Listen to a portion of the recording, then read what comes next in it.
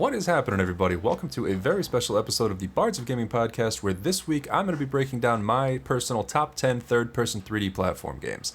And I know that's very long, it's a mouthful, but there is a reason why I worded it like that, and it is mainly because I'm going to be excluding games like Portal and Mirror's Edge not because I don't like them, I actually love them, but it's because I believe that they're going to deserve a list all their own in first-person 3D platformers. So that will be saved for another day. Do not expect to hear those games on this list. However, there are some fantastic games that I will be covering on this list, and I'm very excited to bring this to you. I've been very excited to do this episode because I just been looking forward to doing different kinds of content creation. There's a lot of different things out there, different kinds of content that I'm looking forward to trying to create. Like top 10 lists. I've always been a massive fan of top 10 lists. There was a page back on YouTube that I forget what they were called. I think it was like 10 for the win. And I used to follow them. They were awesome. Sorry, also, if it sounds like I'm living in a zoo again. I actually had to bring Bucky's cage into my office because he has separation anxiety. And I hated having him in the other room because I felt bad being away from him like that. So I brought him in here. He's been a little bit quieter, but now he's a little bit closer to the microphone, so his chirps might be a little bit louder. Anyway, back on track. So I've always loved top 10 lists. Even to this day, I watch a lot of top 10 lists with, Watch Mojo. I follow them on YouTube. And Game Ranks, they're a great page. Outside Xbox, they're a great page. As well as other podcasters do top 10 lists and have given me a lot of inspiration, like Adam Blank over at Remember the Game. I've never hid that he's been a huge inspiration to me for even me getting into podcasting. And yeah, he does a lot of really great top 10 lists as well as his gaming drafts and everything, which they're a lot of fun. So if you haven't checked out Remember the Game, I definitely recommend you go check him out. He's a lot of fun. Adam's a great dude. I've talked to him many times. And yeah, just big shout out to Adam Blank over at Remember the Game. But so aside from top 10 lists, like there's also different kinds of content that my girlfriend and I have been looking to try to get into. Like we've talked about maybe doing like a movie review podcast, which is, kind of on par with what I do with gaming, where it's like, we would watch a movie and kind of like journal our thoughts and then have a podcast where we discuss it and discuss the movie and our thoughts on it and stuff like that. And it kind of journals our, media intake experience, I guess you could say. So it's a lot of fun. And I very much enjoy doing that with gaming, but we've also been talking about doing like a travel vlog because we like to travel. We live in the, greater New York metropolitan area, and, we like to travel around here, around the States. We're going to be going to different cities for conventions and stuff, different countries, and we definitely like to share that with other people in a fun way. So I don't know, be ready maybe for possible announcements for that coming forward. If you enjoy what you hear, leave a like, leave a follow, subscribe, and leave a review. That actually really helps me out, and I very much appreciate it. Tell your friends. I like to share it. So anyway, to get into the list, because I'm sure you're tired of me rambling about all this other nonsense, I'm just going to jump right into it and start with my top 10 third-person 3D platform games. Number 10 being, hope you can guess from the music here, it is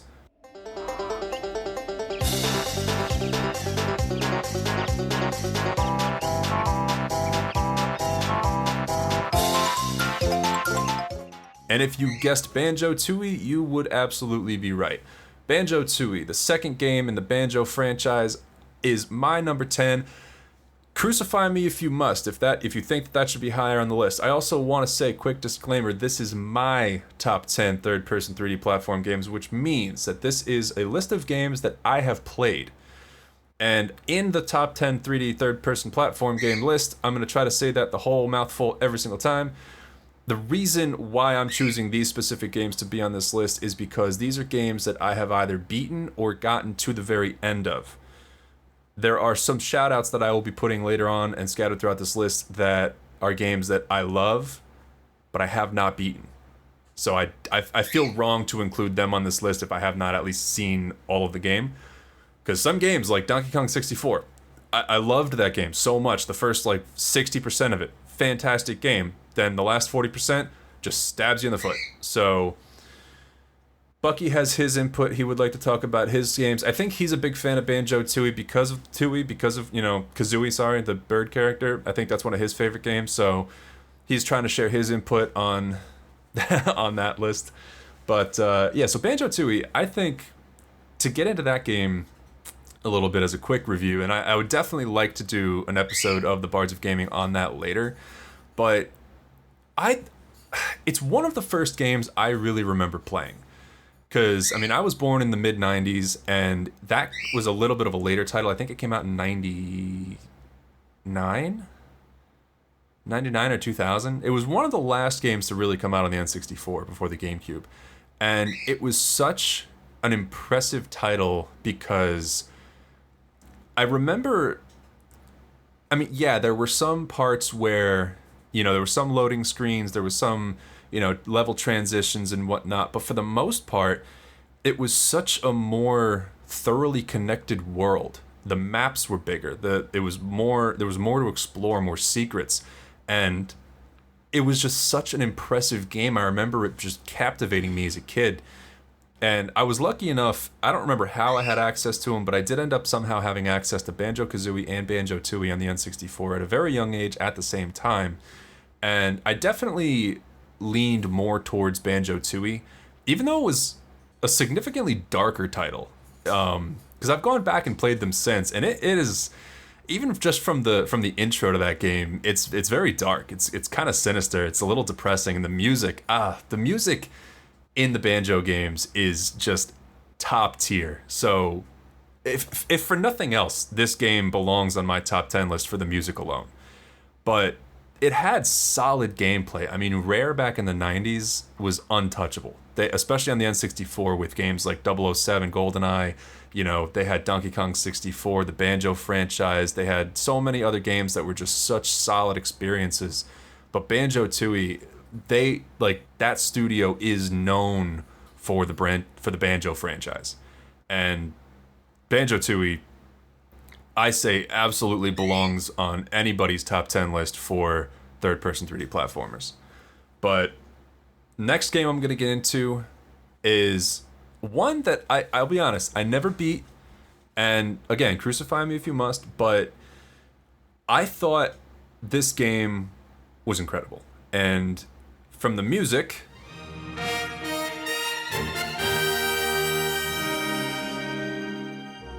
if you couldn't tell right there, we are talking about Super Mario Galaxy. My number 9 is Super Mario Galaxy, the first one. I've actually never played the second one. Believe it or not, at the time I heard not so great things about it, and I just kind of avoided it this whole time. And now that I kind of don't own a Wii anymore and have no interest in getting one because it's frustrating to me, I don't know if I'll ever play it, unless they somehow manage to fix the controls on the Switch. But I remember I was in middle school, I think, or elementary school. Yeah, I think I'm middle school, whatever, when Super Mario Galaxy 1 came out. And I had always liked the Mario games as a kid, but for whatever reason, I've never been able to beat them. And I mean, I have a lot of respect for the Mario games. I love them for so many reasons, but there is definitely a thing about a lot of Nintendo games where they're fun for all ages. Sorry, there was a motorcycle outside my house. You guys probably heard that. But the Mario games, they're for everybody. They really are for everybody. You can get into a Mario game as a kid and have a great time with it. Never beat it, but just consistently have fun with it. And then as an adult, or as somebody with more developed, gaming skills, you can beat it. And then there's always these challenges that are just so fucking hard. I don't know, Nintendo just always does that. There's so many games, I want to just name drop everything right now, but I'm going to save certain things for later in the list. But Super Mario Galaxy, for one reason, was just one of those games that, as far as I can remember, it was the first Mario game that I really picked up in my conscious brain and was able to really begin playing through. I guess Mario Sunshine was that, but Mario Galaxy, for the time, was mind-boggling, because the fact that the physics engine that they created with the gravity around the planets and stuff like that, I just remember being so blown away by it. Even today, I could go back and play that game on the Wii, and it's still so cool. And I loved the fact that they had incorporated the hub world with all the lunas and everything up in space, and then you had to unlock it, but there were so many secrets to find and doors to find and platforms to discover and certain things. Like, I thought everything about that game was so cool to me. And I guess you could say the same for Super Mario 64, where they had the castle and you could, it was your hub world. You could run around and find all these secrets and whatever. But I don't know, there was something about Super Mario Galaxy that just really stood out to me. That I thought it was so beautiful. I thought the music was very ethereal. I thought it was so cool. And you could really change up everything about the gameplay because, from planet to planet, because that's just the thing, is you're on different planets. Every time you go into, one of the planetariums and go to a different world, you could do whatever you wanted. You could have a planet that was all fire. You could have a planet that was, just different asteroids broken up. You could have a planet that was all water, all ice, whatever. You could theme everything so differently, and that opened up a realm of endless potential for the developers to create whatever artistic vision they had for this game. And I thought it was really cool. Even as a 11-year-old kid when I first played it, I thought it was fantastic. And I'm kicking myself for the fact that I actually never beat it. So, but that being said, number 9 on my list for sure. I thought it was a great game, and one of these days I will definitely go back and play it. So that being said, I'm going to throw in my first shout out. My first shout out is actually from my buddy Nick, who you guys may know from the Donkey Kong 64 episode. I reached out to him and I said, "Hey buddy, what's your favorite 3D platformer? Because you and I played a lot of them together growing up." And his answer was the Sly Cooper franchise, which I know that's always been a really big hit for him. He's loved the Sly Cooper franchise forever, and I didn't even really think about putting that one on the list because I had played a little bit of this first one. And I played demos of the second one back in like Walmart, whatever, back in the early 2000s. And yeah, that definitely is a third-person 3D platformer, and it's very cool. So I definitely will give a shout out to my buddy Nick for that one, at Ryder3142 on Instagram if you want to give him a follow. But so moving on, number 8. My number 8 is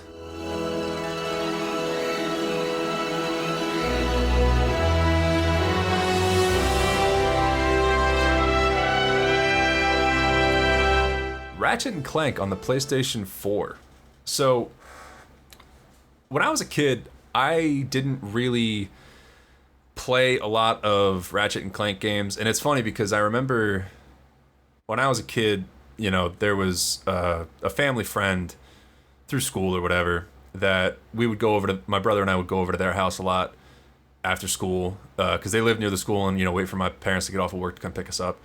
And they had a PlayStation 2, and I remember that my brother and the other boys would love to play the Ratchet and Clank games, and they had a few of them. They never really interested me as a kid. Don't know why, but because, well, I can actually tell you exactly what I preferred to play. When I was a kid, they also had The Simpsons Hit and Run on the PlayStation 2, and I was so drawn to that game. I don't know why. It was like, at that time in my life, I didn't even know what Grand Theft Auto was, but I knew that The Simpsons Hit and Run was just an absolute blast. And as a kid, I don't know if it was, I wasn't allowed to watch The Simpsons, or it's just I didn't have access to it or whatever. Because I was young, I was like 5 or 6. And I just remember seeing The Simpsons Hit and Run, and it was just such a fun game. The fact that you could run around freely and take cars and race and all these, goofy cars and outfits and unlockables and stuff like that, I think that really had a large part in molding what I loved about games, especially at a young age. I thought that The Simpsons Hit and Run was a great game. I should have put that on this fucking list. You know what? That's going to get an honorable mention, for sure. But there's reasons why it's not on this list. So yeah, but anyway, I'm getting off point. Ratchet and Clank, however, on the PlayStation 4, I saw it on the PlayStation Store. I think I got it for free one month on PlayStation Plus. And I was kind of like, yeah, whatever. Like, I had tried to go back when I was in my late teens, early 20s to play the first Ratchet and Clank game. And I got most of the way through it, but again, for whatever reason, it just didn't stick. I don't know if it was frustrating to me. I wasn't in the mood for it. I don't know. It's just whatever it was, I couldn't bring myself to finish it. And there were certain things about a lot of the 3D platformers from back in the day, where certain missions with timers and whatever, and they all tried to put in these stupid fucking racing mechanics and time missions and whatever. It's just things like that were overwhelming. I don't remember if Ratchet and Clank had that in it or what, but I just, for whatever reason, I put it down, didn't pick it back up. Ratchet and Clank on the PS4, however, I got it for free, and it was actually Adam Blank over at Remember the Game who talked so highly about it that I thought to myself, you know what? I'm doing myself a disservice by not trying it again. If he says that their remake of the original, or whatever it was, because I heard that it was made into a movie and then this game was made from the movie, whatever, I don't know. But I will say, I had an awesome time with it. I didn't finish it. Again, I got to the end, and for whatever reason, I put it down, and I have yet to pick it back up and finish it, but I do know that I will pick it back up and finish it, because I had a great time playing through this game. I thought that the mechanics were a lot of fun, the controls were tight, the visuals were so stunning. You know, even for it being, 5-6 years old at this point, it looked fantastic. And the controls were tight. You know, everything about it was just fun. It was solid. The story was funny. It wasn't too for kids. It wasn't too adult. It wasn't cringy. It was fun. Through and through, when I played it, I don't know if I was looking for something that was a breath of fresh air or what, but that's exactly what this game was at that time. Because I played it like a year ago. It wasn't that long ago that I played through it, but it was definitely a breath of fresh air in a time when, like, I don't know, I was like, games now are getting so over the top in so many ways that they don't need to be. And you hear me talking about this in some of my recent episodes of the Bards of Gaming, where, like, you know, Dismantle, it was fun, but it had so many bloated mechanics that it didn't need. A lot of these Assassin's Creed games, they don't need 300 hours of content. Some of these games out here are so pandery. I'm not going to say anything. I'm not going to get political. I don't get political.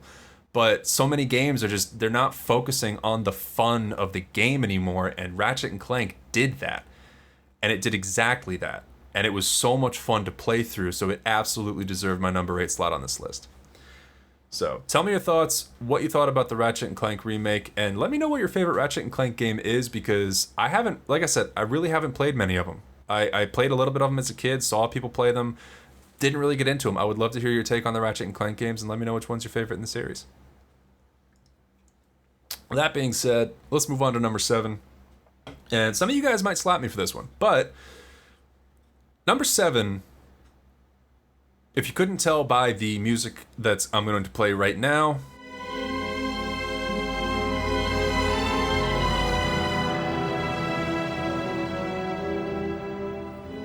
it is Lego Lord of the Rings. And I actually had kind of a hard time picking what my favorite Lego game was, because there's so many Lego games out there, and there's a lot that I've played.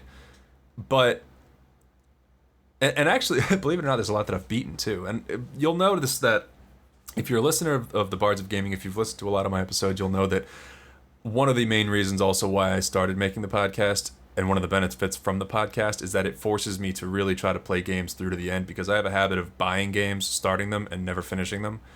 And with this podcast, it's really helped me to, you know, stop doing that and actually, you know, see things through to the end. So Lego Lord of the Rings, however, is one Lego game that I didn't only beat, but I tried to complete. And I didn't. I got close, but I didn't complete it. But I thought that Lego Lord of the Rings was so fucking cool, because I'm a big Lord of the Rings fan. It has a lot of competition of taking this slot with the Lego Star Wars games. So there's not any Lego Star Wars games on this list, although I do highly, highly, highly recommend you go check them out, especially if you like Legos and if you like Star Wars. What are you doing listening to the show? Go play those games. I was going to put Lego Star Wars 2 from 2006 on this list instead, but I thought, as great as that game is, and that was one of my first Lego games that I ever played, Lego Lord of the Rings was one of the only ones that I remember really putting time into. And I played it after I'd graduated high school. I played it on PC, and I don't know if I think I got it for sale. I think I got it for like a few bucks. And honestly, I don't even know if it's available now. I don't know if it's been delisted or what, but I think it was, I don't know if it was Lego The Hobbit or Lord of the Rings, but one of them's hard to get now. But I played through Lego Lord of the Rings, and I will say that it was awesome. There's not a lot that I remember about it at this point, although I do remember that it was open world, and you could explore the whole world from the Shire to Mordor, and it was like kind of in a way where the world wasn't massive. Don't think of an open world like the most recent Lego Star Wars game, where it's just this massive, kind of almost overwhelming landscape where there's so many things hidden around every corner. It wasn't like that. It was like you were walking on a map, but then there was like different landmarks and different things that you could find and explore. It was almost like a scale model of the whole map. I don't know how to explain it, but it was really cool, and it was really, really fun to explore the entirety of this map and then find the missions. And the way that they do the story, the way that Lego games are made is always just so fun, so much fun. It's just can't give enough love to Lego Lord of the Rings. So if you are able to, I recommend you check it out. That's a great game, and that is my number 7 on my top 10 third-person 3D platformers list. Moving on to number 6. Bucky also likes Lord of the Rings. So he likes the Eagles in Lord of the Rings. It's his favorite. But moving on to number 6, I'm going to put in the music here.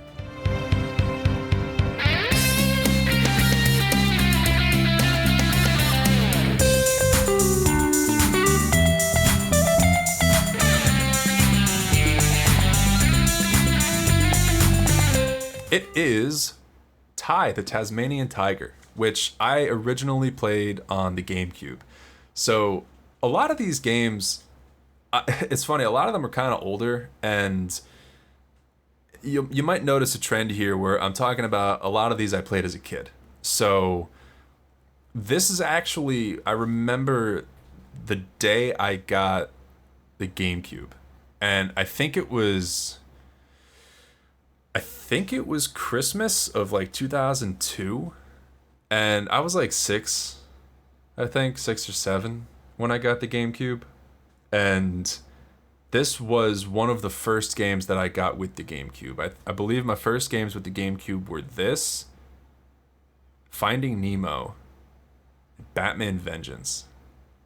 I think that's right. And of those 3 games, I put a lot of time into this. So, Ty the Tasmanian Tiger is one of those games that I never beat as a kid, but I did go back to. I picked it up on Steam back around 2014 or whenever around high school time. And I went through it 100%. And, well, I didn't 100% it because I actually don't even fucking know. But I'm not going to talk out of my butt if I did. But I don't know. There was something about this game. It was so charming. The fact that, like, I feel like it was set in a setting that doesn't often get utilized in games. Like the backwoods of Australia. I thought it was so cool and refreshing, and I don't know, the tropical landscape of it seemed so much fun to me. The way the water, the open exploration, the different boomerangs, the different unlockables. I thought it was so cool, so fresh. But even to this day, like, it stands out in my mind as just one of the most fun 3D platformers. And I did play Ty the Tasmanian Tiger 2 a little bit, and that was even more open world, but I don't remember enough about that game to include it on this list, and I know for a fact I never beat it. So Ty the Tasmanian Tiger definitely comes in at number 6. I don't have a whole lot more to say about that game, but it is a great game. Next, I'm going to throw in a little bit of another shout out. So from my buddy Pat, who you may know from the Uncharted episode, I reached out to him as well to ask him what was his favorite third-person 3D platformer, and he broke the rules, and he said two games, but I'm only going to pick one of his 2. And that would be Spyro 2 Ripto's Rage. So I definitely appreciate his input, and I know that a lot of people say that Spyro 2 Ripto's Rage is one of the best 3D platform games ever made. It's one of those ones that, again, I've tried a couple times to pick up and just can't beat it. It's not because I'm unable to, it's just because I get to a certain point in the game and I just don't... I don't know. I'm not feeling it. But as you can hear, Bucky gives his approval for Spyro. He is a bird. He is a cockatiel. He loves dragons. He thinks he is one sometimes. So he definitely gives a beaks up to Spyro 2. Moving on to my number 5 on this list.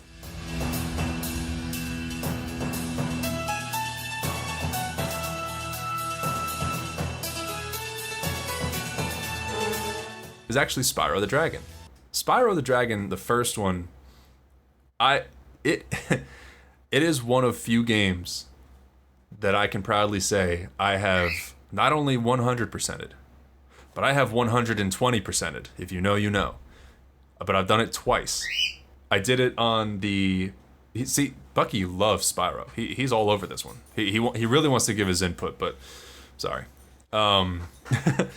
But Spyro, I actually played it for the first time on the PS3. I bought the PS1 version, and I went through and I 120%ed that game. Had a blast with it. I thought it was a lot of fun. You know, some people say it's for kids, you know, whatever. And sure, some parts of that game, it's definitely not the most difficult 3D platformer. Some parts of it, if you're trying 100% it, some parts can be pretty tricky. However, it's endless fun. And I'm going to see...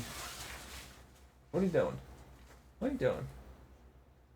You want to be in this episode? No? No, he doesn't want to be in this episode. Okay.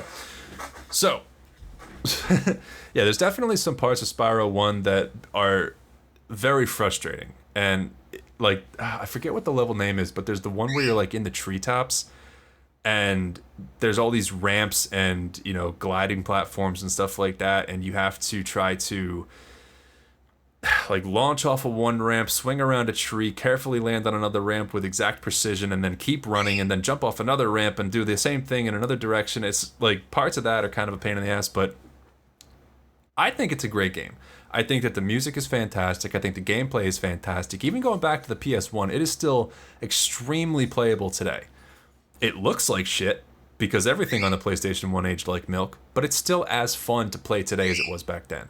But now you can actually go and pick up the Reignited trilogy, and it makes it so much easier and so much more accessible. It's one of those games that I highly recommend everybody play at least once in their life. So Spyro 1, shout out to you, great game, number 5. Moving on. The next game on this list, you might have a little bit of trouble guessing from the music, but here we go.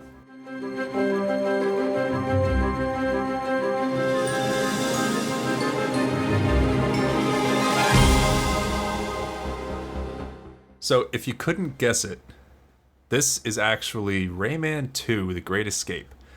And this is this is actually one of the earliest video game memories that I have, is Rayman 2. And I had it on the N64, and it was, oh god, I don't even know what year. I don't even know how old it was. But I remember this is actually like, I feel like everybody has one video game that they remember their parents playing. And for my dad, it was Half-Life and the whole Half-Life franchise. He has beaten and completed every single Half-Life game. But for my mom, it was Rayman 2. My mom loved Rayman 2 when I was a kid, and she had actually put more time into it than me and my brother combined. She loved this game so much, and it was always so much fun watching her play it. She was actually really good at it. And I remember one time when I was a kid, my cousin was visiting us from Florida for whatever reason, and she was having trouble beating the game. It was the very end of the game, and while he was visiting, I believe he was watching her play it, and he helped her beat it. And like that, I don't know, that's just such a core memory for me. So this is one of the earliest video game memories that I have. I never beat it, but even though I never beat it, I did put a lot of time into it, and I just remember this game just so legendary in my mind, and it just sticks out to me as such a great memory, but also such a great game. The music in it is fantastic. The characters are fantastic. The world design.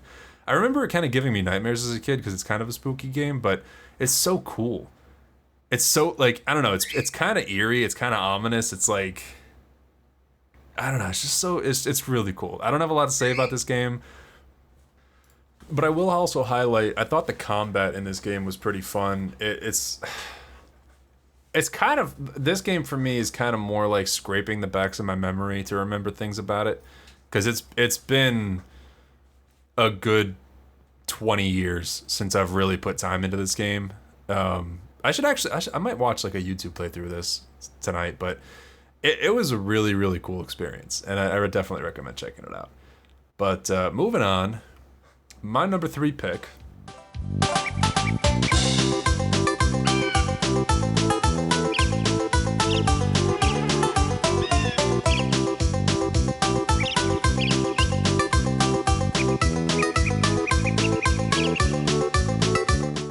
So, if you couldn't guess it from the music, it is actually Banjo-Kazooie.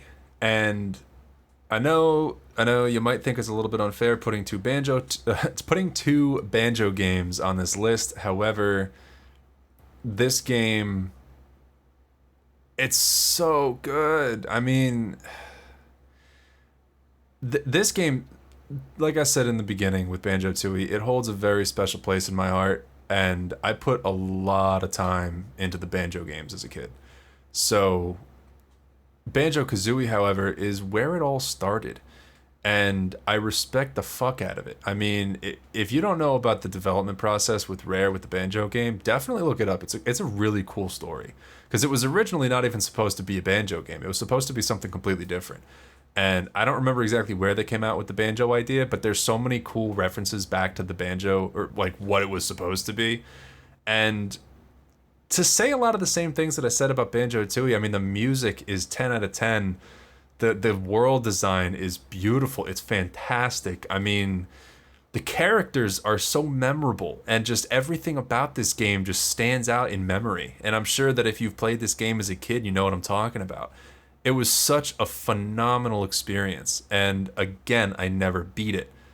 I was so bad at beating games as a kid, and I really got to go back to this one, but I remember I did get through most of it, and I have gone back since I was a kid and played again through most of it with my buddy Nick, who I went through Donkey Kong with, and we had a fucking awesome time with this game. It's a really, really great game. It's what started it all, and I really wish that the Banjo franchise would come back in the same light that it used to be, because it's just such a great franchise. I mean, I don't even want to acknowledge Nuts and Bolts' existence because it's not a true banjo game. What you see with Banjo-Kazooie and Banjo-Tooie, those are real banjo games. And Banjo-Kazooie was starkly different from Banjo-Kazooie in the sense that, like, it was closer to being like Mario 64, where in Mario 64 you jump into the paintings and you have your own designated worlds, and you know, you have kind of like your hub area, but there's different things, different ways to access the different worlds and stuff like that. That's more like what Banjo-Kazooie was, where Banjo-Tooie was definitely more open world and accessible. But yeah, Banjo-Kazooie, I thought it was fucking great. And also, I know that it didn't really work back on the Nintendo consoles, but the stop and swap system, if you don't know about that, you should definitely look it up. In theory, it was one of the coolest things that a developer could have ever possibly tried to implement, especially on such early hardware. I mean, if that actually worked properly back then, it would have been so cool. Look it up, Google it, let me know what you think in the comments. But after that, I'm going to touch on the last shout out that I'm going to give, and that is for my buddy Aeon Driver, who I've shouted out many, many times on the show, and I definitely think if you haven't checked out his page, you certainly should. He's a really cool dude, great game collector. He's got a massive collection that's just really fun to watch him go through. And his game of choice was Mystical Ninja on the Nintendo 64. And I'll be honest, I know nothing about this game. It looked similar. It looked kind of familiar when I was looking it up after he said it, but I don't think I've ever played it. And I played a lot on the N64 back in the Blockbuster days. I did a lot of game rentals and played a lot of different things, but I don't think this was ever one of the ones I touched. But if you know Mystical Ninja and you have any thoughts on it, I would love to hear your thoughts. Reach out to me in the comments, shoot me a DM. Love to hear what you got to say. But moving on, my number 2 game for top 10 third-person 3D platformers is Astro's Playroom. This game, talk about a refreshing breath of fresh air in the current day and age of gaming. This game was such an incredible love letter to PlayStation. And it was, so if you don't know what this game is, Astro's Playroom it was a launch title, but kind of like a tech demo for the PS5. Anybody who buys a PS5 pretty much has instant free access to this game. And Astro was originally, I believe, released as a PSVR game. I forget what the game was called. It's like Astro's Rescue Mission, and it was a PlayStation VR game on the PS4. That game was really cool. This game, you don't need a VR headset to play it. All you need is the PS5 controller, and it does a great job at showing off everything that the PS5 is capable of, not only as a console, but as a controller, or like, the whole, whatever, all the systems that this controller can do. It is such a fucking cool game. And especially if you're a fan of a lot of the PlayStation exclusive franchises like God of War, Uncharted, Last of Us, what else? Horizon. It has subtle and not so subtle nods to like every single PlayStation franchise. If you haven't played this game, go check it out. It's not a long game. I would like to say you could beat it in like 10 hours or less, but you can kind of sort of easily go and get a platinum in this game. I haven't because I just don't feel like going back through it, but it is a really fun, charming experience that I think anybody who buys a PS5 should absolutely sit down and experience. Definitely recommend. Great game. But I don't really have a lot more to say about it. I think it's a great, like, it's a time capsule for PlayStation 2. Not PlayStation number 2, but the PlayStation also as a whole. So as you go through the missions, you unlock these different things, and there's a, like, in the hub world area, there's a place you can go where, like, you can unlock every PlayStation console and every single peripheral that, like, every first party peripheral that PlayStation has ever made, and you can explore the whole timeline of PlayStation. And I think that it's just, I don't know, it's really, really, really cool game. Go check it out. But then my number one choice on my top 10 third-person 3D platformers list is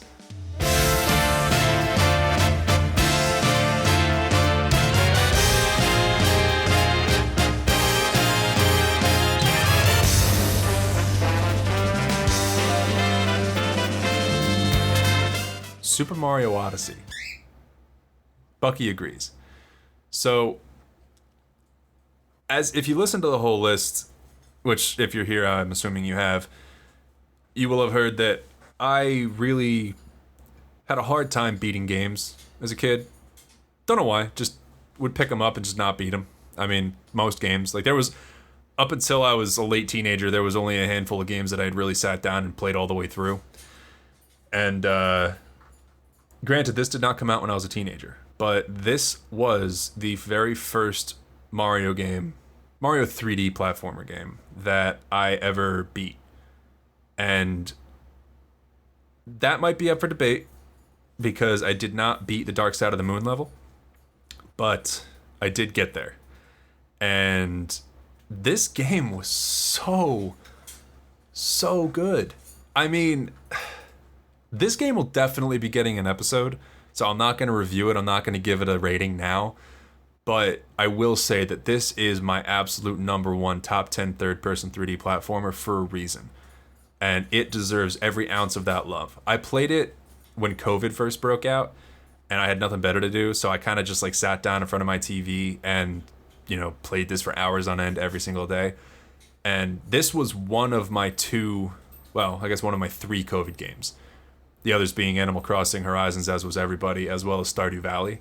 So Super Mario Odyssey, though, was just awesome. I thought that the mechanics that they introduced with the hat were just, like, I don't know, it was so much fun. You could possess, like, anything. And once I saw, like, in the very beginning of the game when you possess the T-Rex, I thought that was mind-blowing. It was such a fun experience. The whole game, beginning to end. And New Donk City I thought was fantastic. Visually, this game was stunning. The music is great as every Mario game ever is. But yeah, Super Mario Odyssey was just an absolutely phenomenal experience. I know I sound like a broken record saying those words, but definitely, if you have not checked this game out, I highly recommend you go do it. This game, I think it still retails for $60 because Nintendo hates all of us, but it also very much deserves it. I mean, granted, the game is almost 10 years old at this point, but I would still pay $60 for this game. It is that good of an experience. It is a standout among standouts, and it rocked my world for like a whole season in like real world time, for like a whole month. I was captivated by this game. I could not put it down. I couldn't wait to begin playing it every day. I had so much fun with it. And I think there's like 999 moons you can go collect in this game, and good luck finding all of them, but I wouldn't doubt if you're enticed to spend all the time doing so. This is a great game through and through. Highly recommend. Go check it out. So with that being said, that is my top 10 list of third-person 3D platformers. Thank you so much for sticking around, but before we go, I am going to throw out a few honorable mentions. I have 3. My number 3 choice for honorable mentions is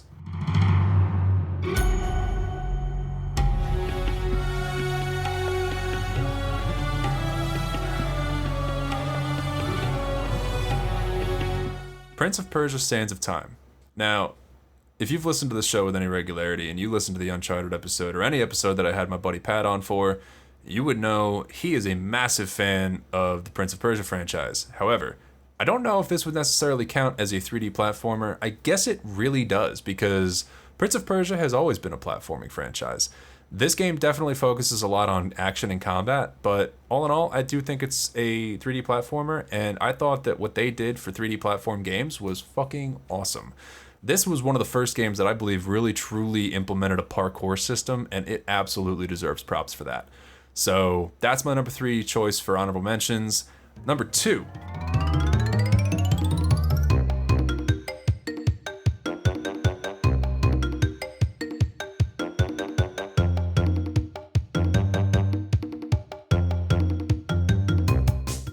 Is the legendary and iconic Crash Bandicoot franchise.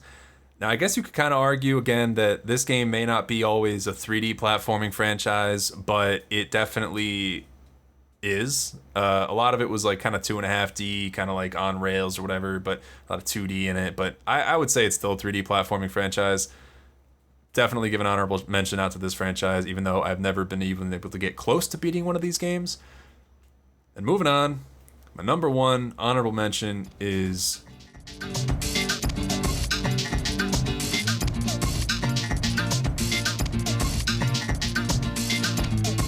Chibi Robo. One of the most criminally underrated games ever, and it's good luck trying to buy a legit copy of it now. It is one of my most prized possessions, and I will never give it up. Chibi Robo is a phenomenal game on the GameCube that only sold about 400,000 units worldwide, and I think that it doesn't get enough love. It was such a cool game that I never beat, so that's why it's getting an honorable mention. I mean, I don't even think I got close to beating it. I just remember spending so much time in this game just running around doing fucking chores. But it was just such a great concept for a game. You're this little robot and you have to recharge by plugging into the wall. I don't know, there was so much about it that I thought was so cool. But definitely give that game an honorable mention. And that brings us to the end. So if you had fun listening to this episode, listening to me ramble about my, top 10 favorite games, my shout outs, my honorable mentions, and if you enjoyed trying to hear Bucky's takes on the certain games that he likes, thank you so much for sticking around. I loved doing this episode. I had so much fun doing this episode. And I'm definitely going to try to do more top 10 lists going forward because, like I said in the beginning, I'm a massive fan of this kind of content. So why not try to make it myself? And if you enjoyed it, feel free, please, to reach out, leave a comment, leave a review, follow, leave a like. I do very much appreciate it. I love to interact with anybody and everybody who listens to the show. You can reach out to me via Instagram. That's definitely where I'm most active. You can find me on Instagram at @TheBardsOfGaming, or you can find me on Twitter or X at 2BardsOfGaming with the number 2. You can also find links to all my socials as well as my email and links to any merch at thebardsofgamingpodcast.com. So again, thank you so much for listening and hanging out, and I look forward to doing this again. Thanks, guys. Peace out.